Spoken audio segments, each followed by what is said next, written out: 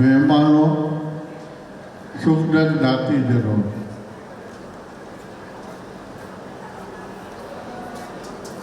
આજે આપણે આપણા મંડળને 100 વર્ષ થયા પૂરા અને એને ઉજ્જવળ ભાવિ કેવું છે તે જાણવા આપણે બધા એકત્રિત થયા છીએ. મંડળમાં બહુ જૂની તો મને નથી ખ્યાલ, પણ હું 1971માંથી મંડળમાં જોડાયો. મુરબેશ્વરે નર્મદા સેન્ટ્રલ નજારા ઉપાધ્યાય એ પ્રમુખ બન્યા હતા અને મને મંત્રી તરીકે ત્યાં સુધી મને પણ જ્ઞાતિનું કાંઈ પણ નોલેજ નહોતું. તે પછી મેં એની સાથે કામ કરવાથી મને ઘણું જાણવાનું મળ્યું. આખું પરિવર્તન જો શરૂઆત કરી હોય તો 1971માં, ત્યાં સુધી તો આર્થિક સ્થિતિ આપણે એટલી નબળી હતી કે ન પૂછો વાત. આપણે માંડ આપણું વિદ્યાર્થી ભવન ચલાવતા હતા. પ્રમુખ પૈસા લઈ આવે ને આપણે વર્ષ 2 વર્ષ કાઢીએ. આ પરિસ્થિતિમાં ધીમે ધીમે એક્ટિવ ત્યાં હોય તો મને છે 1971માં નર્મદભાઈએ બહુ જ મહેનત ઉઠાવી. તેઓ એજન્ટથી આવ્યા હતા અને તેને એના મિત્રગણ પાસેથી પૈસાને લઈને આપણી જે બોર્ડિંગમાં બલ્બમાં વિદ્યાર્થીઓ રહેતા હતા ત્યાં ટ્યુબલાઇટો, ટેબલ ખુરશી, યાદના ઓછા, આ બધું એને શરૂઆત કરાવી. સમય કાંઈ જુદું જ કહેતો હશે. હું એની સાથે કામ કરતાં બીમાર પડ્યો. મારે પોતાને ટાટા હોસ્પિટલમાં દાખલ થવું પડ્યું. જેમાં પાછો આવવું મુશ્કેલ હતો. ફેફસામાં ટ્યુમર. હવે એમાંથી હું પાછો આજે આપણા બધા આશીર્વાદથી આવ્યો બેઠો છું. એ એક જ્ઞાતિના આશીર્વાદ છે. એટલે હું અધિવેશનમાં હું જે પેપર રહ્યો તો એમાં અધિવેશન તો આજે નતો રહી શક્યો. પણ જે કામ થયું છે એ અવિનીય છે.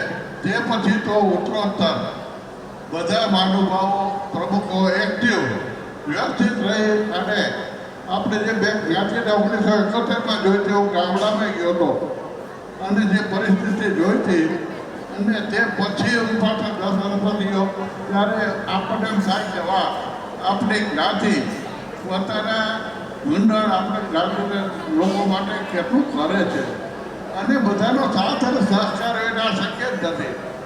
આ બધું જોતું હોય તો આપણે જો નાનેથી મોટે સાથ આપીએ તો શક્ય બને.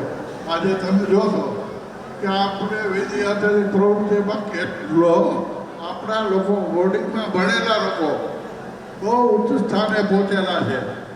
ક્યારે બન્યો? પેલા સ્થિતિ નથી. ફી બને એમ છે હું રહ્યો ત્યારે ફી આપવાની પણ માણસમાં સ્થિતિ નથી.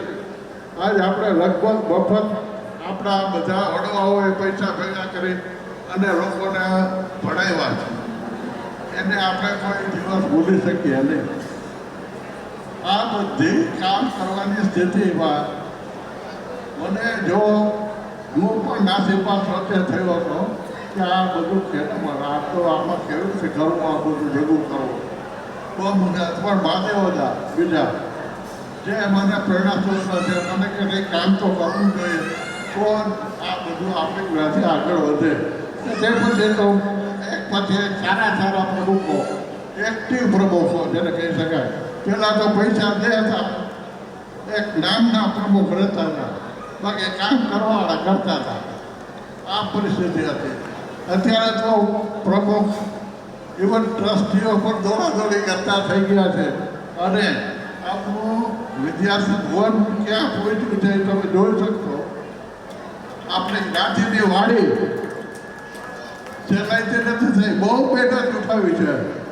આ લોકોએ જે અત્યારના છેલ્લા લોકોએ જે કામ કર્યું છે ને એમાં મેં જોયું છે તે આપણા કિરીટભાઈ, મુકુલભાઈ, પ્રકાશ, ઉમેદ તમારો કેટલું કામ રાત દિવસ જોયા વિના કામ કર્યું છે અને આ પરિસ્થિતિમાં લાવી અત્યારે ભૂકા છે.